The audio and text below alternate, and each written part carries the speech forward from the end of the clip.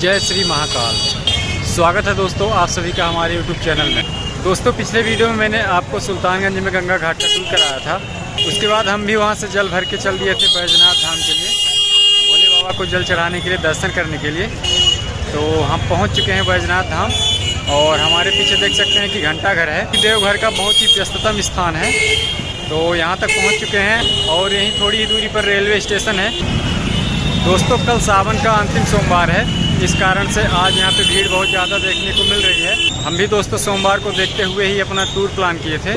तो कल सोमवार है और यहाँ पे भीड़ देखने को मिलेगी। तो कल के वीडियो में आपको दिखाएंगे कि यहाँ पे कितनी ज़्यादा भीड़ होने वाली है, क्योंकि ये सावन का अंतिम सोमवार होगा। तो ठीक है दोस्तों, आपसे कल मिलते हैं। यदि आप चैनल पे नए हैं तो कृपया सब्सक्राइब करिएगा और वीडियो पसंद आएगा तो लाइक करिएगा। तो ठीक है दोस्तों, आपसे मुलाकात होगी सुबह सोमवार के दिन मंदिर के पास। नमस्कार दोस्तों, इस वीडियो में हम आपको अपने ब्लॉग वीडियो के साथ साथ अपनी यात्रा वृत्तांत को भी सुनाऊंगा, जिसे सुनकर आप सभी को बहुत ही आनंद आएगा। इसलिए आप सभी से अनुरोध है कि वीडियो के अंतिम तक बने रहें और इसे एंजॉय करें। तो चलिए शुरू करते हैं। दोस्तों हम अपनी यात्रा की शुरुआत करते हैं दिनांक 6/8/2022 को। दिन था शनिवार का और दिनांक 7/6/2022 को हम पहुँचते हैं सुल्तानगंज माँ गंगा का पवित्र जल लेने के लिए। इसका वीडियो हम अपलोड कर चुके हैं, आप चाहें तो देख सकते हैं। उसके बाद हम सुल्तानगंज से बस पकड़ते हैं। बस इसलिए पकड़ते हैं क्योंकि अगली तारीख यानी 8/8/2022 को सोमवार था और हमें किसी भी अवस्था में सोमवार को बैजनाथ धाम पहुंचना ही था। 200 रुपये का टिकट लेने के बाद बस की यात्रा करते हुए हम पहुंचते हैं सुल्तानगंज से देवघर यानी बैजनाथ धाम। बैजनाथ धाम हम करीब रात के 10 बजे पहुँच गए थे।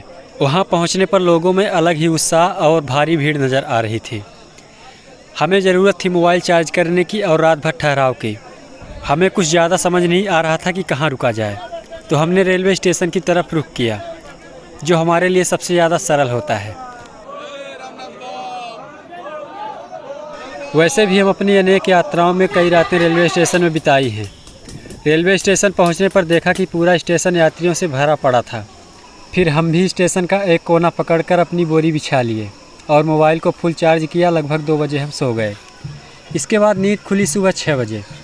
स्टेशन के पास ही नहा धोकर तैयार होकर सुबह 7 बजे हम पहुंचते हैं मंदिर के पास। मंदिर के पास बहुत सारे घर बने हुए हैं और छोटी छोटी पतली पतली गलियां हैं, जहां अनेकों दुकानें लगी रहती हैं। घनत्व इतना ज़्यादा है कि पता नहीं चलता कि एक्चुअल में मंदिर कहाँ पर है, पर पूछने पर मंदिर का प्रवेश द्वार मिल ही गया और जानकारी एकत्रित करने के बाद पता चला कि मंदिर में कुल 3 द्वार हैं, सिंह द्वार, पूर्व द्वार और पश्चिमी द्वार। तो हम 7:30 बजे के आसपास मंदिर के पूर्व द्वार से प्रवेश करते हैं। प्रवेश करने के पश्चात हमें एक पंडित जी पकड़ लेते हैं और 551 रुपये की मांग करते हुए जल संकल्प कराने की बात करते हैं। हम बिना कुछ विचार किए बोल दिए कि 500 रुपये हम न दे पाएंगे। बोल बम बाबा जी कहते हुए हम आगे बढ़ते हैं। तो उन्होंने कहा कि तब कितने रुपए का संकल्प कराएंगे। तो हमने भी अपना जेब टटोलते हुए धीरे से बोला कि बाबा जी 11 रुपये दे सकते हैं। पंडा बाबा थोड़ी गुस्से वाली निगाह से हमें देखा और बोला कि 101 रुपये तो कम से कम होता है। काफ़ी मोल भाव करने के बाद 21 रुपये की डील पक्की हुई और गंगा जल को संकल्पित कराया। भीड़ बहुत ज़्यादा है दोस्तों, देख सकते हैं आप लोग। इसके बाद हम भगवान भोलेनाथ के दर्शन की चाह में आगे बढ़ते हैं। सावन का अंतिम सोमवार था, महादेव का दरबार था। भीड़ इतनी हो रखी थी कि एक एक कदम चलना बहुत ही खास था। भीड़ में धक्के खाते खाते बचते बचाते हम माता के मंदिर के चबूतरे पर पहुंचते हैं और फिर चबूतरे की ऊंचाई से वीडियोग्राफी करते हैं।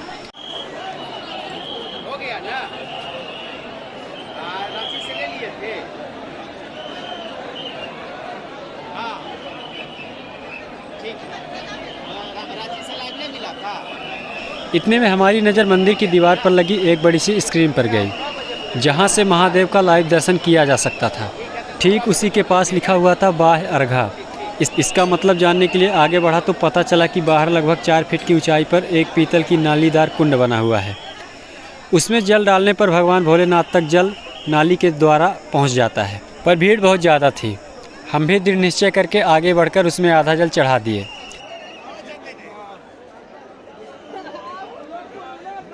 उसके बाद हमें मंदिर में प्रवेश करके जल चढ़ाने की इच्छा हुई, तो पास खड़े फौजी सर से हमें जानकारी मिली कि अंदर जाने के लिए लगभग 15 से 20 किलोमीटर का घुमाव और लंबी लाइन में लगना होता है। तो हम लाइन की तरफ बढ़ चले और लाइन में लग गए।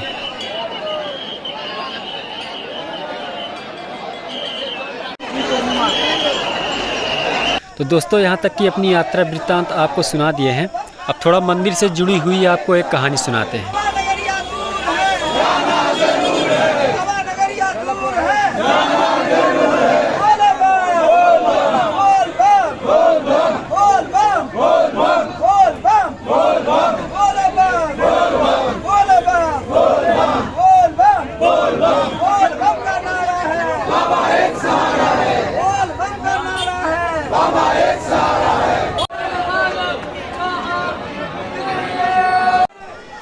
जय हो बाबा बैजनाथ धाम की। हिंदू धर्म में 12 ज्योतिर्लिंगों के दर्शन का बड़ा ही महत्व है। इन सभी से भगवान शिव की रोचक कथाएं जुड़ी हुई हैं। देवघर के बैजनाथ धाम में स्थापित कामना लिंग को रावण की भक्ति का प्रतीक माना जाता है। 12 ज्योतिर्लिंगों में से एक पवित्र बैजनाथ धाम शिवलिंग झारखंड के देवघर में स्थित है। इस जगह को लोग बाबा बैजनाथ धाम के नाम से जानते हैं। कहते हैं कि भोलेनाथ यहाँ आने वाले की सभी मनोकामनाएं पूर्ण करते हैं।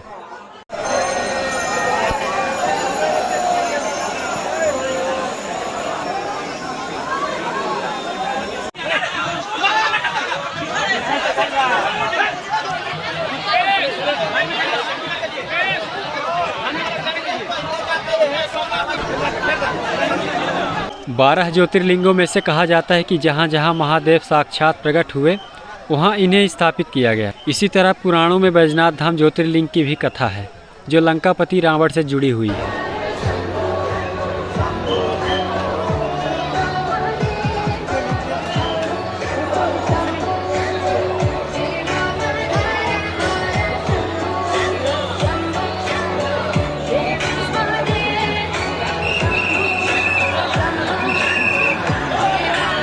भगवान शिव के भक्त रावण और बाबा बैजनाथ धाम की कहानी बहुत ही निराली है। पौराणिक कथा के अनुसार दशानन रावण भगवान शंकर को प्रसन्न करने के लिए हिमालय पर तप कर रहा था। वह एक एक करके अपने सिर को काटकर शिवलिंग पर चढ़ा रहा था। 9 सिर काटने के बाद जब रावण 10वां सिर काटने ही वाला था कि भोलेनाथ ने प्रसन्न होकर उसे दर्शन दिए और उसे वर मांगने को कहा। तब रावण ने कामना लिंग को लंका ले जाने का वरदान मांग लिया। रावण के पास सोने की लंका के अलावा तीनों लोकों में शासन करने की शक्ति तो थी ही, साथ में उसने कई देवता, यक्ष और गंधर्वों को कैद करके लंका में रखा हुआ था। इस वजह से रावण ने यह इच्छा जताई कि भगवान शिव कैलाश छोड़कर लंका में रहें। महादेव ने उसकी इस मनोकामना को पूरा तो किया, पर साथ में एक शर्त भी रखी। उन्होंने कहा कि अगर तुमने शिवलिंग को रास्ते में कहीं भी रखा तो मैं फिर वहीं रह जाऊंगा और नहीं उठूंगा। रावण ने शर्त मान ली। इधर भगवान शिव की कैलाश छोड़ने की बात सुनते ही सभी देवता चिंतित हो गए। इस समस्या के समाधान के लिए सभी भगवान विष्णु के पास गए। तब श्री हरि ने लीला रची। भगवान विष्णु ने वरुण देव को आचमन के जरिए रावण के पेट में घुसने को कहा। इसलिए जब रावण आचमन करके शिवलिंग को लेकर श्रीलंका की ओर चला तो देवघर के पास उसे लोकशंका लगी। ऐसे में रावण एक ग्वाले को शिवलिंग देकर लोकशंका करने चला गया। कहते हैं कि उस बैजू नाम के ग्वाले के रूप में भगवान विष्णु थे। इस वजह से भी यह तीर्थ स्थान बैजनाथ धाम और रावणेश्वर धाम दोनों नामों से विख्यात है। पौराणिक ग्रंथों के मुताबिक रावण कई घंटों तक लोकशंका करता रहा, जो आज भी एक तालाब के रूप में देवघर में मौजूद है। इधर बैजू ने शिवलिंग को धरती पर रखकर स्थापित कर दिया। जब रावण लौटकर आया तो लाख कोशिश करने के बाद भी शिवलिंग को उठा नहीं पाया। तब उसे भी भगवान की यह लीला समझ में आ गई और वह क्रोधित होकर शिवलिंग पर अपना अंगूठा गड़ाकर चला गया। उसके बाद ब्रह्मा, विष्णु आदि देवताओं ने यहाँ आकर शिवलिंग की पूजा की। शिव जी का दर्शन होते ही सभी देवी देवताओं ने शिवलिंग की उसी जगह पर स्थापना कर दी और शिव स्तुति करके वहाँ से वापस चले गए। तभी से महादेव कामना लिंग के रूप में देवघर में विराजमान है। तो दोस्तों, यही थी बाबा बैजनाथ धाम से जुड़ी हुई पौराणिक कथा। आप सभी को कैसी लगी कमेंट में ज़रूर बताइएगा। अब चलिए अपनी यात्रा वृत्तांत को आगे बढ़ाते हैं।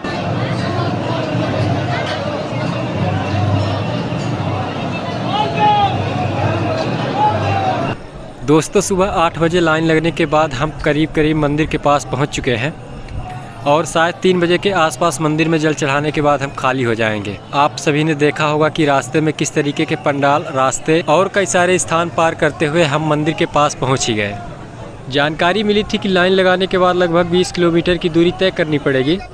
लेकिन हमें नहीं लगता कि इतनी दूरी रही होगी। शायद कह सकते हैं कि 12 से 15 किलोमीटर के आसपास घुमावदार रास्ता था, जो कि काफ़ी इंटरेस्टिंग था।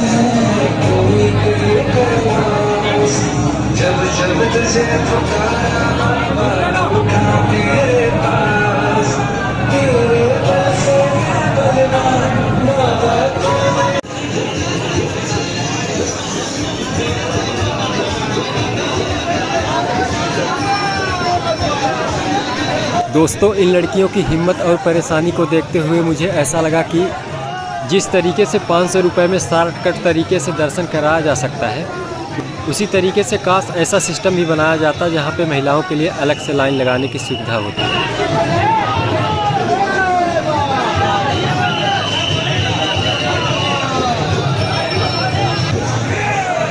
और दोस्तों, रास्ते में सबसे ख़ास बात ये देखने को मिली कि रास्ते में कई सारे व्यक्ति ऐसे होते हैं जो यात्रियों को फल फूल और पीने का पानी ऑफर करते रहते हैं। इतना ही नहीं, वहाँ पर लगे हुए फौजी कर्मचारी, पुलिस कर्मचारी भी इसमें अपना सहयोग देते हैं और यात्रियों का बखूबी ध्यान रखते हैं।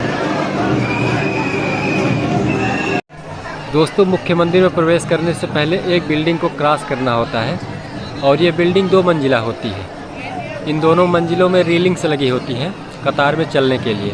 जैसा कि दोस्तों आप सभी यहाँ पर देख सकते हैं कि श्रद्धालुओं का सबसे ज़्यादा घनत्व यहीं पे होता है और यहाँ पर आगे बढ़ते बढ़ते ऐसा महसूस होता है कि काश कितनी जल्दी भगवान भोलेनाथ का दर्शन हो जाए।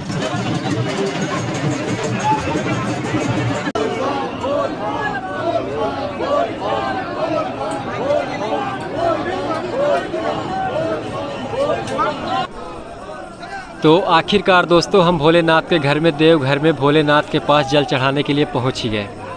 पूरे लाइन का सबसे ज़्यादा फास्ट काम यहीं पे होता है। यहाँ पर यदि कोई भक्त जल चढ़ाने में देरी करते हैं तो फौजी भाई उन्हें डंडे और झापड़ से मारते हुए जल्दी जल्दी में बाहर निकालते हैं। हमने भी काफ़ी मशक्क़त के बाद यहाँ पे जल चढ़ाया और कुछ वीडियो बनाने का प्रयास भी किया।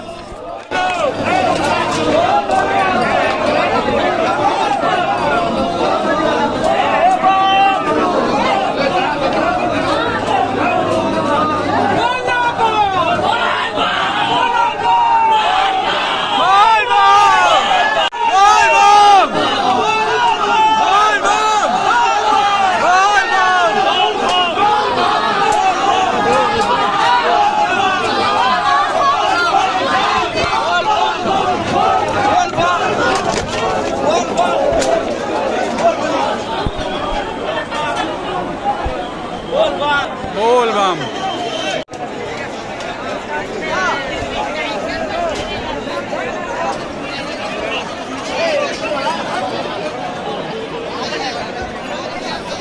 तो फाइनली दोस्तों, आप लोगों को हमारा यात्रा वृत्तांत और ब्लॉग वीडियो कैसा लगा आप लोग कमेंट में बताइएगा। तो चलिए आपको थोड़ा बाहर ले चलते हैं और थोड़ा मार्केट घुमाते हैं।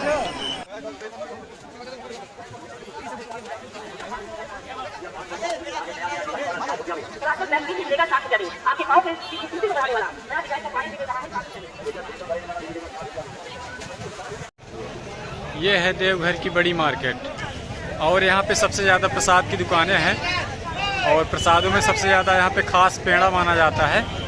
तो अभी चलेंगे पेड़ा खरीदने के लिए प्रसाद के रूप में।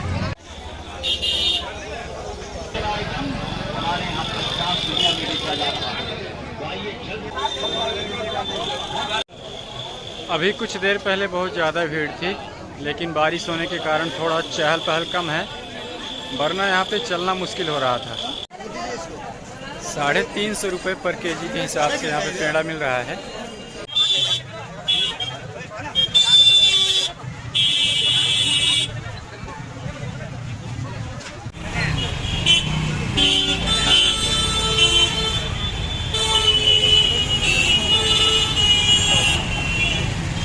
जैसा कि दोस्तों आप लोगों ने देखा होगा कि भीड़ इतनी ज़्यादा थी कि दर्शन करते करते 8 बजे से 3:30 बज गया और उसके साथ कई सारी कठिनाइयों को पार करना पड़ा, क्योंकि अंतिम सोमवार था, भीड़ बहुत ज़्यादा देखने को मिली। फाइनली दोस्तों जो भी था बहुत अच्छा था। अब आप लोग बताइएगा कि वीडियो आप लोगों को कैसा लगा। वीडियो को लाइक अवश्य करिएगा और चैनल पर नए हैं तो सब्सक्राइब करिएगा। तो ठीक है दोस्तों, आपसे मिलते हैं नए वीडियो में। अभी के लिए बाय बाय। जहाँ भी रहें मस्त रहें और चैनल पे नए हैं तो कृपया सब्सक्राइब कर लें। Bye bye.